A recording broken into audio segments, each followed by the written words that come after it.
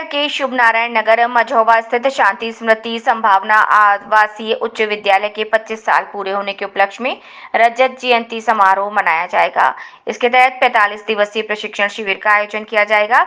इसकी जानकारी देते हुए विद्यालय की प्राचार्य डॉक्टर अर्चना सिंह ने कहा कि 45 दिवसीय प्रशिक्षण शिविर विभिन्न विधाओं का होगा, जिसमें कला और शिल्प प्रशिक्षण, साहित्य, संस्कृति, योग, व्यायाम और खेलकूद होगा। कार्यक्रम विभिन्न चरणों में संपन्न होगा। रजत जयंती समारोह के अवसर पर 45 दिवसीय प्रशिक्षण कार्यक्रम का शुभारंभ 24 अक्टूबर गुरुवार को विद्यालय के जुबली हॉल में किया जाएगा। उद्घाटन समारोह में वीर कुंवर सिंह विश्वविद्यालय के कुलपति डॉक्टर शैलेंद्र चतुर्वेदी होंगे। कार्यक्रम की अध्यक्षता बिहार राज्य विश्वविद्यालय शिक्षक संघ के कार्यकारी अध्यक्ष प्रोफेसर कन्हैया बहादुर सिन्हा करेंगे। विद्यालय के निदेशक डॉक्टर कुमार द्विजेंद्र ने कहा कि 45 दिवसीय प्रशिक्षण शिविर को लेकर रूपरेखा तय कर ली गई है। वहीं तैयारियां अंतिम चरण में है। विद्यालय के सभी शिक्षक, शिक्षिका और शिक्षकेतर कर्मचारी रजत जयंती समारोह के सफल बनाने में लगे हैं। वहीं छात्र छात्राओं में भी कार्यक्रम के आयोजन को लेकर काफी उत्साह और जोश है। समारोह मनाने की क्या कुछ होने वाला है रजत जयंती समारोह को लेकर? देखिए, कल 45 दिवसीय कार्यशाला का उद्घाटन वाइस चांसलर वीर कुंवर सिंह यूनिवर्सिटी द्वारा विद्यालय के हॉल में किया जाएगा। और विद्यालय का 25 साल कोरोना काल में ही पूरा हो गया था, लेकिन उस समय की स्थिति कोई समारोह करने लायक नहीं थी और फिर हम लोगों ने उसको उस समय टाला तो 2 साल टल गया। अभी स्कूल का 27वां साल चल रहा है, लेकिन इस साल हम लोगों ने ये किया कि रजत जयंती पर हम लोग कार्यक्रमों का आयोजन करेंगे। सबसे बड़ा आपके विद्यालय में 45 दिन का कार्यशाला आयोजित कर। देखिए, ये रजत जयंती समारोह का मतलब है कि इस समारोह में सारे स्कूल के 3000 बच्चे, 3000 गार्जियन, सभी लोग सम्मिलित हों। और इसके लिए हम लोगों ने 45 दिवसीय कार्यशाला।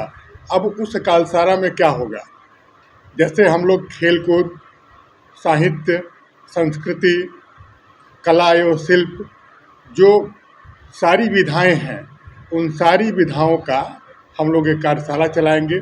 अलग अलग प्रशिक्षक होंगे, राज्य स्तरीय प्रशिक्षक होंगे, हमारे स्कूल के प्रशिक्षक भी होंगे और हम लोग बाहर से भी प्रशिक्षकों को बुलाए हुए हैं।